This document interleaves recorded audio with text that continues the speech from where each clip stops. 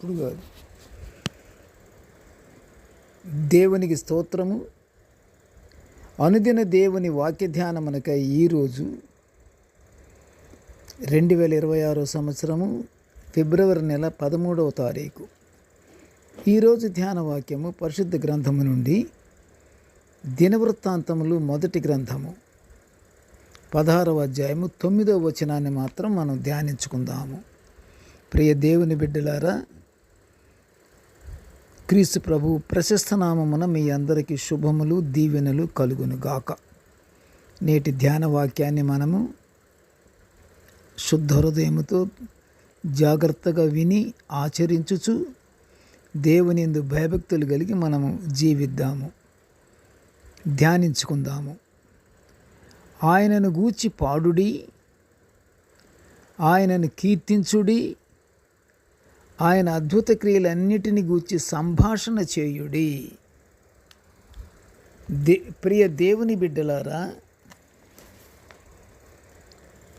నేటి ధ్యాన వాక్యము దేవుని అద్భుత క్రియలన్నిటిని గూర్చి మనము ధ్యానించుకుంటున్నాము. దేవుడు మనుషుల ఎడల చేసిన అద్భుత కార్యాలు అనేకములున్నవి. ఇజ్రాయేలు ప్రజలు ఐగుప్తు దాస్యములో మగ్గిపోతున్న వారిని రక్షించిన సంగతి ఎంత సంభాషించుకున్నా అది తీరదు ప్రియ దేవుని బిడ్డలారా. అందుకనే కీర్తనకారుడు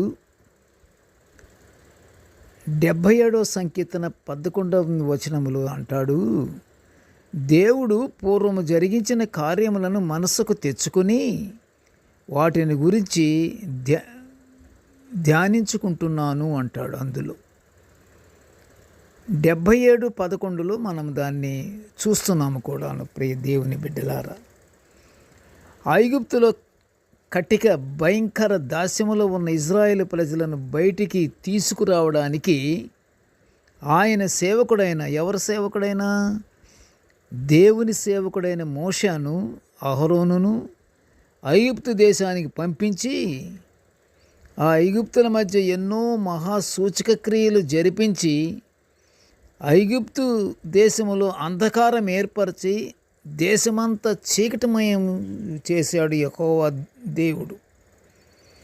ఇంకా మహా ఆశ్చర్య కార్యములు జరిపించి ఇజ్రాయేలు ప్రజలను వెండి బంగారములతో వెనుకకు రప్పించిన దేవుడు బలవంతుడైన దేవుడు.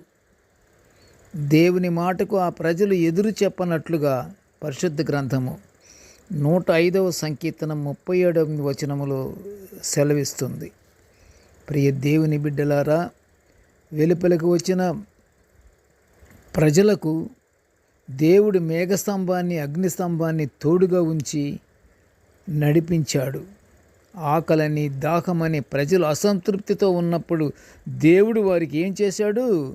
దేవుడు వారికి మన్నా అనే విలువైన ఆహారాన్ని, నీటిని ఇచ్చి తినిపించాడు. వారి ఆకలి దప్పిక తీరిపోయింది. ఎర్ర సముద్రం వద్ద దేవుడు ప్రజలను రక్షించినప్పుడు వారు పాటలతో, నాట్యముతో దేవుణ్ణి స్తుతించారు. ప్రియ దేవుని బిడ్డలారా, సమూయేలు మొదటి గ్రంథము 12వ అధ్యాయం 24లో ఏమనుందో ఒకసారి చదవండి. ఆయన మీ కొరకు ఎన్ని గొప్ప కార్యములను చేసెనో, ఆయన మీ కొరకు ఎన్ని గొప్ప కార్యములు చేసెనో అది మీరు తలంచుకొని మీరు యెహోవా యందు భయభక్తులు కలిగి నిష్కపటులై పూర్ణ హృదయముతో ఆయన సేవించుట ఆవశ్యకము. ప్రియ దేవుని బిడ్డలారా, సమూయేలు ప్రవక్త రాస్తున్నాడు ఆ మాట. ఆయన చేసిన మహా ఆశ్చర్యకర కార్యములను మనము తలంచుకొని మనము నిష్కపటులమై దేవుని ఎడల భయభక్తులు కలిగి మనము జీవించాలంటున్నాడు. దేవుడు మన ఎడల చేసిన గొప్ప కార్యాలను మనము చక్కగా శుద్ధ హృదయంతో మనము చదువుకొని అవి తలంచుకుంటూ దేవుని గూర్చి పాడుకుంటూ ప్రార్థన యందు ఆసక్తి గల వారమై ప్రార్థించుకుంటూ ఆయనను కీర్తించుచు పరలోక ఆశీర్వాదాలు పొందుకుందాము. ప్రార్థన చేసుకుందాము.